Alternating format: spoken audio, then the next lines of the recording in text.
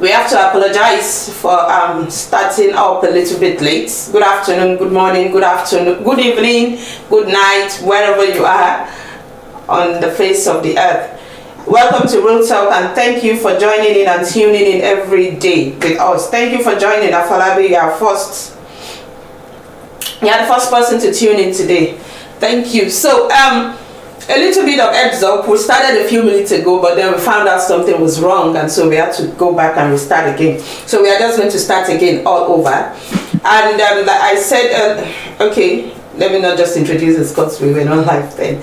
Today's episode is a little bit of my story, and it's not going to be the normal my story. It's going to be my story with a twist. It's going to be my story with a little bit of questions, a little bit of points of discussion that affect us as women, especially divorced women and matured singles or single parenting.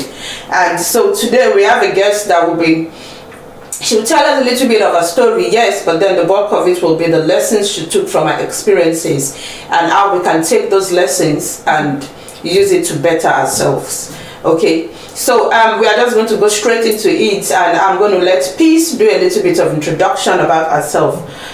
Thank you all for joining. Thank you, Ahmed. Thank you, Cutie. Thank you, Adebola Amira. Akinsteniola. Thank you, Amaka. Thank you all. I know you all have been waiting for a while, but here we are. Okay, so thank you for joining us today, Peace. Can you just give us a little bit of introduction about yourself? All right. Good evening from here. I am Peace Imayuse Wansida. I hail from Edo State, Nigeria.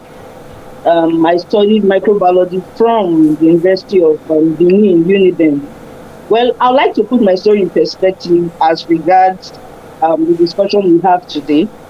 It all started in 2012 when I got married. And in everybody's life, marriage is one thing that you look forward to as being the most beautiful experience in your life. Yeah, so, but along the line, I realized that the arrangement wasn't working for me. Yeah, so due to the demerit that far outweighed the benefit of staying, I decided to call it quits. So in 2016, I walked out. However, in about 2018, we did try to, patch things up to see if it would work. But at that point, I felt that it was not salvageable anymore. So I carried on. However, due to the way I carried myself, or due to the way I just carried on, a lot of people felt that I had, it was an easy decision for me. So a lot of people felt that I just had it all put together, and I came under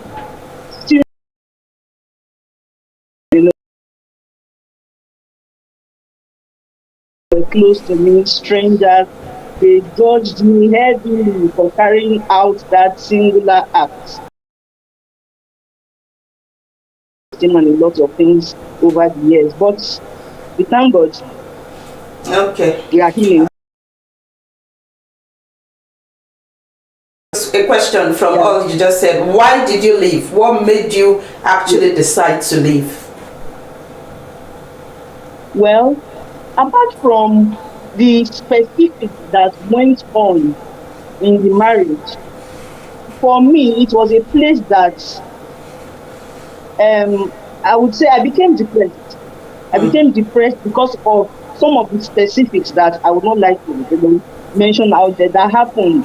And by the time I was looking at my mental health, I realized that there was no need to sacrifice my mental health on the basis of, being there, not seen as a failure. So that was the main reason why I took the decision I did.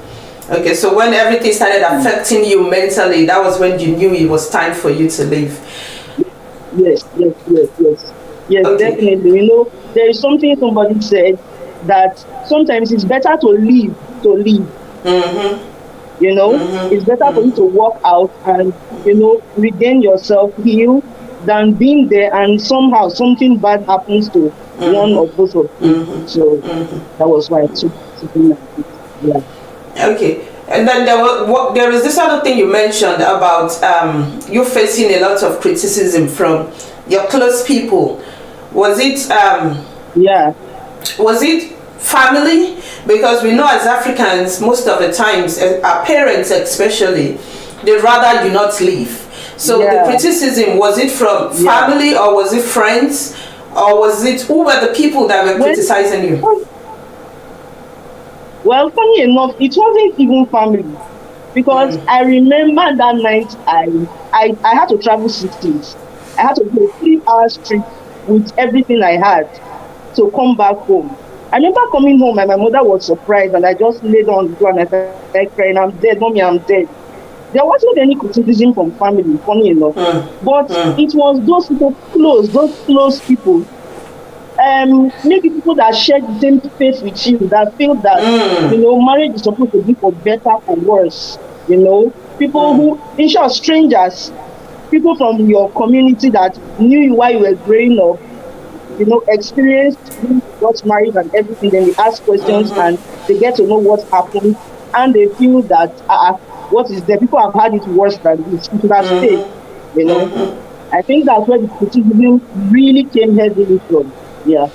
Yeah, was it because they really don't get it, they don't understand your story, or it was just more of a cultural thing? I'm re-emphasizing this because a lot of women will not leave because of things like this.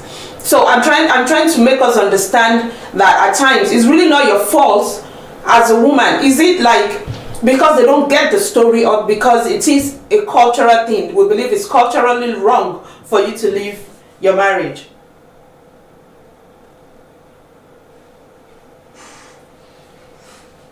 Hello?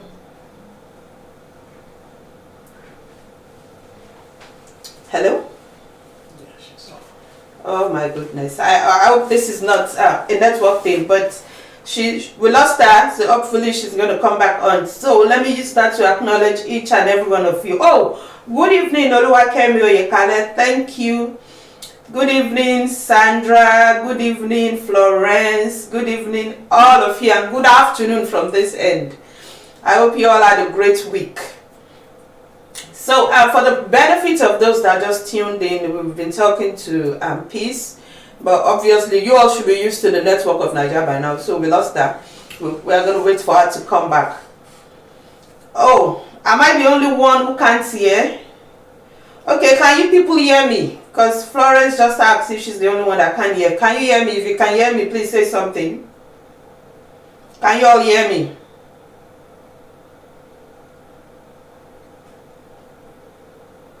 Yes. Can you hear me? Sorry. Yes, I can hear you, Peace. I'm actually asking the people online because I think someone is saying they can't hear. Can you hear me? Esther Queen, welcome. Can you hear me? If you can hear me, can you say something? I don't think they can hear. I can hear you now. No, not you. Not you. Hello. Oh, okay. Can you hear me? Okay. Okay. Yes, I can hear you. I can hear you loud and clear. Okay, so obviously, Florence, it's just you that can't hear. So Peace is back and we are good to go. Yes. Okay. Your last question. Yes, my last question was the reason for the criticism. Do you think it's because they really don't get your story? Or is it a cultural thing? Is it because some things has been ingrained in us as Africans? Can you hear me? Yeah. Yes, I can. Well, I can't really say people don't relate. I can't really say people don't understand when they say they are walking out of bad marriages. In short, funny enough, a lot of people are in bad marriages. A lot of people. And these are the ones that will come first for your head if you say you are going to leave. I think it's just cultural, just this fear ingrained in people that, when you leave, God hates divorce, then of course you are going to be stigmatized by the society and all what have you. So I think that's why people really don't want to come and say, okay, take a walk. Then people are afraid of saying take a walk and offending God. So you see, these are the dynamics that I think affect these situations. Yeah. Okay, so you just made a statement about offending God, and Yes. this God hates divorce thing. I'd like to ask your perspective about that. Like personally, I would say God is a God of many chances, right?